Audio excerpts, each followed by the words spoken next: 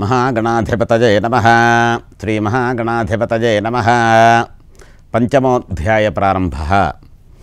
హంతవః కథయిష్యామి సోమకాంతో యథావనం గత్వ చకారయత్కర్మం సాదరం శృణుతానఘాః. సుబలజ్ఞానగమ్యాభ్యాం అమాత్యాభ్యాం సుధర్మయా ధర్మపత్న్యా యతో అరణ్యం ప్రవిశేష దురాసదం. అంటే సోమకాంత మహారాజు గారు అగ్రతః ప్రకృతిర్యాతౌ మధ్యే రాజహాత పృష్ఠతః ధర్మపత్ని సుధర్మాగాత్ సీతేవ రామపృష్ఠతః. ఆ తర్వాత జరిగినటువంటి విశేషాలని కథని ఈ మహర్షులందరూ కూడా సూత మహర్షుల వారిని అడిగితే ఆ సూత మహర్షి ఈ విధంగా చెప్తున్నారు. ఓ మహర్షులారా, ఆ తరువాత ఈ హేమకంఠుడు మహారాజు గారు యువరాజు తన యొక్క రాజ్యానికి వెళ్ళిపోయిన తర్వాత సోమకాంత మహారాజు గారు అరణ్యానికి ఏ విధంగా వెళ్ళింది, అక్కడ ఏమేం చేసింది, అదంతా కూడా మీకు వివరంగా చెప్తాను, సావధాన చిత్తులై వినండి అని చెప్పని చెప్తున్నాడు. సబల జ్ఞానగమ్యములనే మంత్రులిద్దరూ కూడా సబల జ్ఞానగమ్యుడు అనే ఇద్దరు మంత్రులు తనకు ముందు నడవగా భార్య అయినటువంటి సుధర్మ తనకు నీడయై తన వెంట అనుసరించగా ఆ మహారాజు గారు ఆ ఘోరమైనటువంటి అరణ్యంలో ప్రవేశించాడు.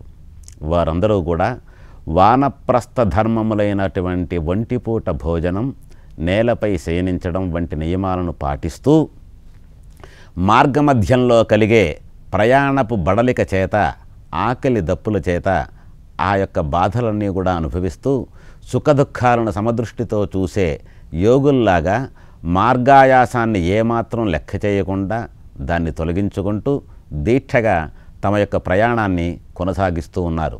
ఇలాగా చాలా అరణ్యాలను దాటుకుంటూ వెళ్ళి ఒక సుందరమైనటువంటి ప్రదేశంలో తామర పుష్పాలతో నిండినటువంటి సరోవరాన్ని చూశారు.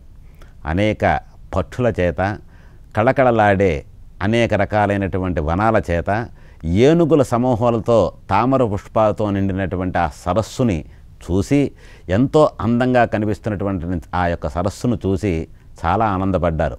అదేవిధంగా అనేక వృక్షాలతో దట్టమైనటువంటి తీగలతో చుట్టుకొని చూడడానికి ఆహ్లాదం కలిగించేదిగా ఉన్నదిట ఆ సరస్సు.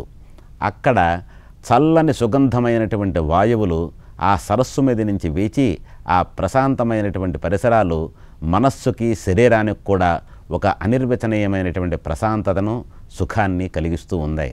ఆ సరస్సులో ఉండే తమ స్నానపానాలకు అనుష్ఠానాలకు అవసరమైనటువంటి నీటిని అక్కడ కొంతమంది ఋషీశ్వరులు తమ పూజలకై ఫలపుష్పాలను కూడా తీసుకెళ్తున్నారట. ఆ మహర్షులు ఫలపుష్పాలను ఆ సరస్సులోంచే తీసుకెళ్తున్నారు. అలా అక్కడ రకరకాలైనటువంటి పక్షులు తమ యొక్క కిలకిలారావాలతో దివ్యలోకమా అన్నట్టు, స్వర్గంలోని నందనోద్యానవనమా అన్నట్టుగా కనిపిస్తూ ఉందిట. అటువంటి ఆ చల్లని సరస్సులో ఆ సరస్సు మించి వచ్చినటువంటి చల్లని గాలి సోకగానే శరీరానికి బడలికి తీరినట్లయి వేరే లోకంలోని వేరే ఏదో స్వర్గలోకం వెళ్ళినట్టుగా ఈ యొక్క మహారాజు గారికి ఇతని వెంట ఉన్నటువంటి సుధర్మ జ్ఞానగమ్యుడు భార్యకి ఈ మంత్రులకి అనిపించిందిట. ఓ ఋషివర్యులారా, అలాంటి సుందరమైనటువంటి మనోజ్ఞమైన సరోవర సమీపంలోకి చేరినటువంటి మహారాజు గారు తన మంత్రులతో భార్యతో కూడా కలిసి అక్కడే విడిచితేద్దామని చెప్పి నిర్ణయించుకొని స్నాన సంధ్యాధికారులు నిర్వర్తించుకొని సమీపంలో లభించినటువంటి కొన్ని కందమూలాలను భక్షించి ఆ రోజుకి విశ్రాంతి తీసుకుంటున్నారట. సమీపంలో దొరికినటువంటి కందమూలాలను తీసుకొని విశ్రాంతి తీసుకొని ప్రయాణపు బడలికతో ఆ రాజుగారు అదే ఇసుక తెన్నెపై కంటికి మంచి నిద్ర పట్టగా అలాగా శయనంలోకి జారుకున్నట్ట.